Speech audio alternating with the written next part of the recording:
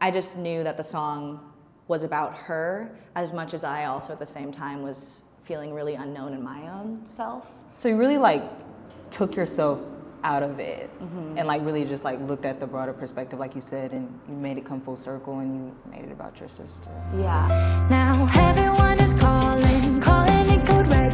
They finally saw some blood, now they turn this. What's good, y'all? It's your girl Keys. I do this with ease, and this is What Do You Mean By That? Today I'm here with Mackenzie Day, and we in LA with it. How are you? You look great. Thank you. You too. Thank you. Thank you. Today we're going to be getting to her song Code Red. But before we get into that, I wanted to let them know about what you've been working on. So you dropped the album Letter to You in 2019, and then you dropped Girl With No Curtains in 2022. So we talked about the comparison. I just want to let them know, like, how do you feel about like where you are right now and where you were then? Right. Yeah. No. Evolution of self and time experiences. It's truly crazy to think about. I wrote that whole album Letter to You when I was 18, and just about a whole different experience of first, in-depth love relationship and kind of the transformation that happens from those relationships and the mirrors and everything, and then later in 2022 just adulting and leaving like the school system and just honing into self. I think the juxtaposition of those two different albums and the time between them is like one is about someone else and one is about myself, and diving into myself, and through diving into self, diving into sound and evolution of sound, and who I want to be as an artist. So it's really cool to reflect on different periods of time and different versions of self, and holding love for like all of those, but to grow and emerge within just different topics and what I feel passion towards writing about, and who I am. Yeah, it's been an amazing journey to just kind of grow through it all. There's too much going on all at once. She's losing touch. There's too much going on all at once. She's losing touch with everyone. So we talked about off camera, you said first you wrote it about yourself initially. So what made you shift that perspective to, you said that this was actually for your sister. So what made you shift that perspective within the song? Yeah, I guess the song came really fast out of me because I really wrote it out of a moment of frustration, and after getting a lot of calls and just a lot of different things going on, how I'm saying it is really as it is. So I guess once the song really was very clearly about the greater message of my sister and what was going on in her life from afar, and me being in, I was on the other side of the country at the time. I just knew that the song was about her as much as I also at the same time was feeling really unknown in my own self. So you really like took yourself out of it and like really just like looked at the broader perspective, like you said, and you made it come full circle and you made it about your sister. Yeah. And I think it stemmed from feeling the overstimulation of, it was during the pandemic at the time, and just not really knowing who I was. It's starting to fall into this place of questioning who I was. Right. So ultimately the tearing down of who you thought that you once were or had to be. Right. Now everyone is calling it code red. They finally saw some blood, now they turn the slow heads. Why did it take her deep to say she needs help seriously? It's been 7 years. I really like that. Now everyone is calling it code red. They finally saw some blood, now they turn their slow heads. Why did it take cutting it deep to say she needs help seriously? You mentioned that why was your biggest question during that time, like why? Did you ever confront your people about why it took them so long to really like be able to just stand up and try to be present within that time with everything going on with your sister? Yes.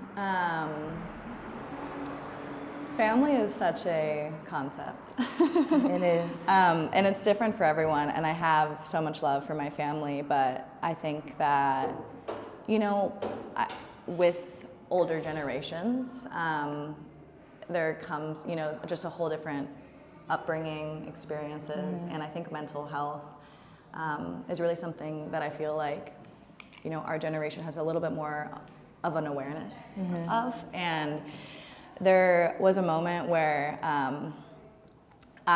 you know, when I'm writing songs, I'm really open about it, and obviously I put this out, so, you know, different family members have heard it, and I even was like in the car with one of them who had heard about it and wanted to play it in the car, and I was, you know, I'm just sitting there in the car like as the song's being played, and really just being forced to like this confrontation. For sure. Essentially. Right. I think the song came from a place of, you know, why is everyone so surprised? Like, why are you turning your heads once you see like blood? Like, why does it take something? Why now? Right. Why does it take having to get, you know, like go to the, you know, hospital or whatever it is, like in order to be like, oh, this is actually an issue. It's a little bit deeper than just like crying or she's depressed or, you know, just not giving weight essentially to how much weight can come with, you know, mental health for different people.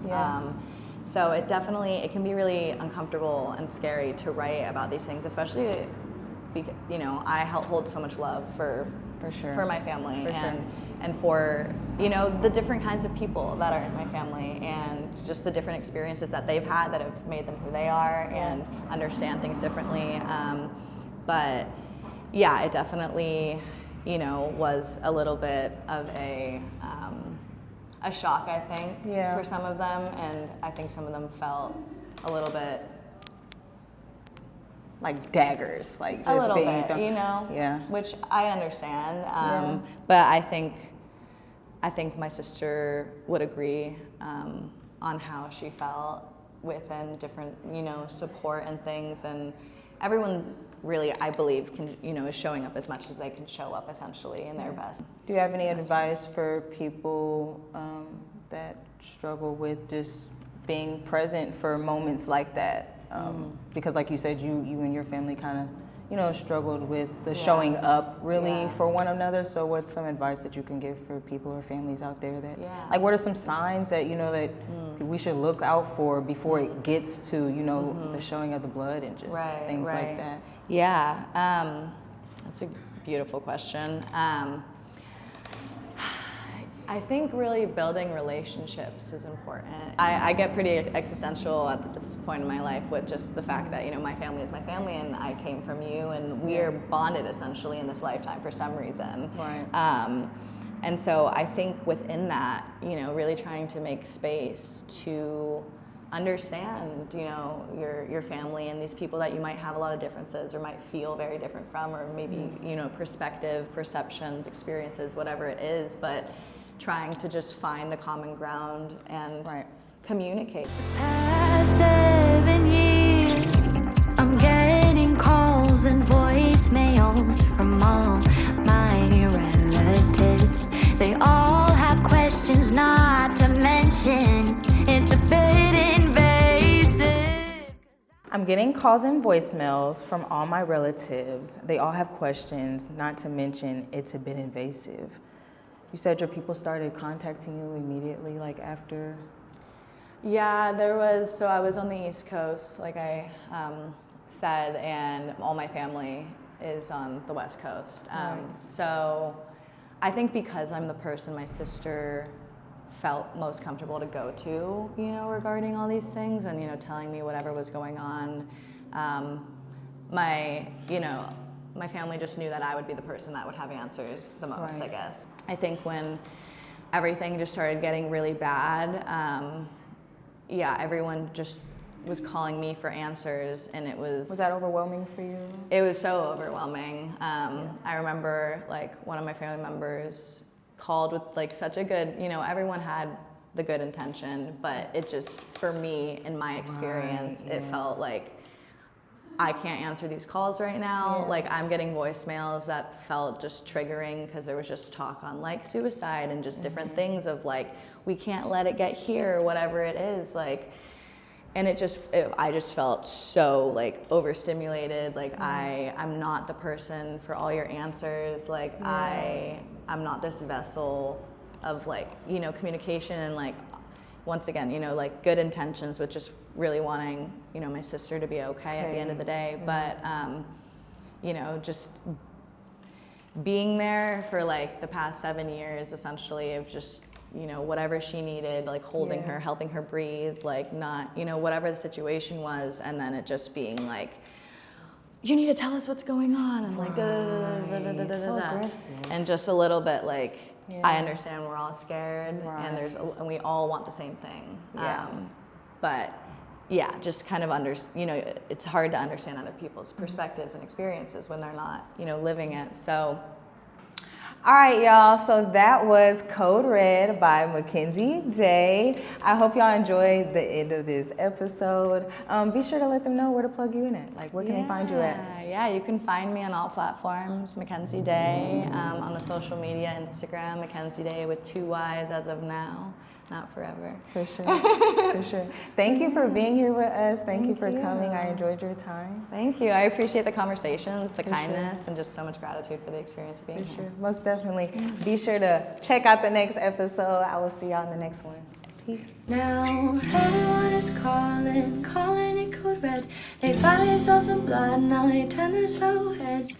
Why did it take cutting it deep to say she needs upset?